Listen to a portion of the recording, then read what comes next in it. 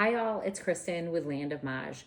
American Mahjong can seem so complicated when you first sit down at the table. You have the tiles, the racks, the dice, you have the National Mahjong League card that you know changes every year.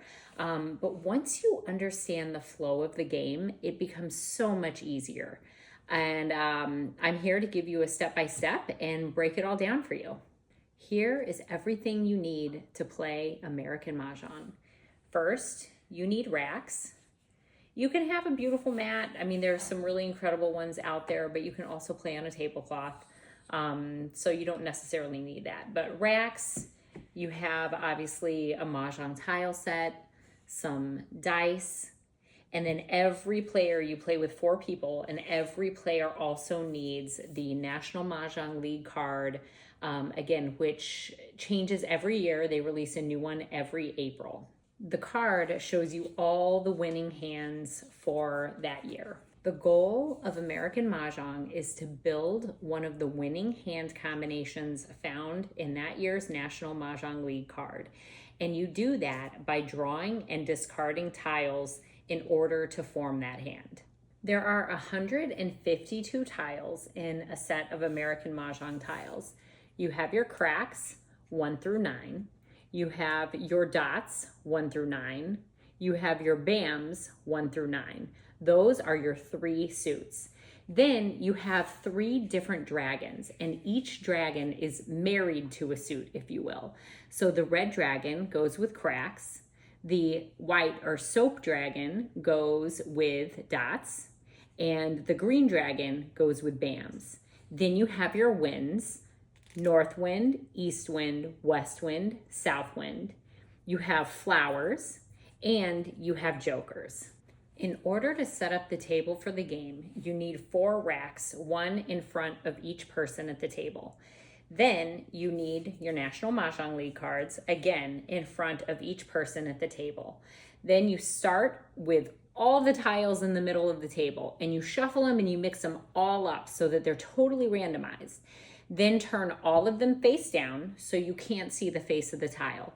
And then everyone builds their wall. And you can see I already have the walls built. It's 2 tiles stacked on top of each other, 19 long, okay? So there's 19 tiles and then 2 on top of one another. And everyone builds their wall. In order to determine who the dealer is, everyone takes the dice and rolls them. Whoever has the highest number on their roll becomes the dealer. The dealer then rolls the dice again. See what we got? We got 3. And they cut their wall. So 1, 2, 3. I count out 3 tiles. I slide that aside. And here is where we're dealing from. Now, in order to deal, you go around counterclockwise, and each person takes 4 tiles. So 4, 4, 4, 4, and then we do it again. 4, 4, 4, 4, and one more time. But I ran out from this wall of tiles, so I'm gonna curtsy. We go walls to the left. So you curtsy the next wall, and we go 4. This is the 3rd set of 4. 4, 4, 4. Now, as the dealer, I start the game with 14 tiles. So I pick the 1st and the 3rd from this wall, and I add them to my hand. Then this player takes 1 more. Everyone else starts with 13. 1 more, 1 more. And so now I have 14 tiles, everyone else has 13, and then you start setting your tiles up on your rack. Just like that. Before the game begins, players complete the Charleston, which is a series of passes where you can discard tiles that you don't need and in the hopes of getting tiles that you do need. And one way to remember the Charleston is through the acronym ROLLER. You're gonna pass, it's always 3 tiles, but you're gonna pass 3 tiles to the right, 3 tiles over or across, 3 tiles to the left. And then you're gonna repeat to the left, then over or across, and then to the right. So ROLLOR, right, over, left, left, over, right. Now gameplay begins. Remember, the dealer has one extra tile. So the game starts when the dealer discards their first tile. And then you go around counterclockwise, so rotating to the right. And every player, when it's their turn, you grab a tile from the wall, you rack it, see if it helps your hand if you want to keep it, and then you can decide which tile to discard. And when you discard, you clearly say the tile by name. So for example, 4 crack.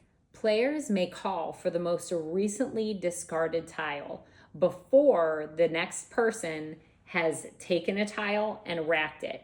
So until they've actually racked the tile on their rack, anyone at the table can call for the most recently discarded tile, but you can only call for that tile if it's for a group of 3 or more identical tiles, or it's for Mahjong. And when you call for a grouping of 3 or more identical tiles, then you have to expose that grouping on the top of your rack with the tile you called to show that you needed it, basically. Similarly, if you're calling for Mahjong, then you call the tile, you declare Mahjong, and then you display your hand on your rack. You win when your hand that you've been working on putting together matches one of the 14 tile combinations on the card, but it has to match exactly. And when you get that winning combination, you declare Mahjong and you expose your hand on the top of your rack. American Mahjong can feel a little complicated and overwhelming when you're first learning, but don't give up. Continue to play. You learn something new every time and your confidence will grow. If you're learning, be sure to subscribe because I really focus on beginner education. I share great product reviews and showcase beautiful tablescapes. I'm here for all of your Mahjong needs.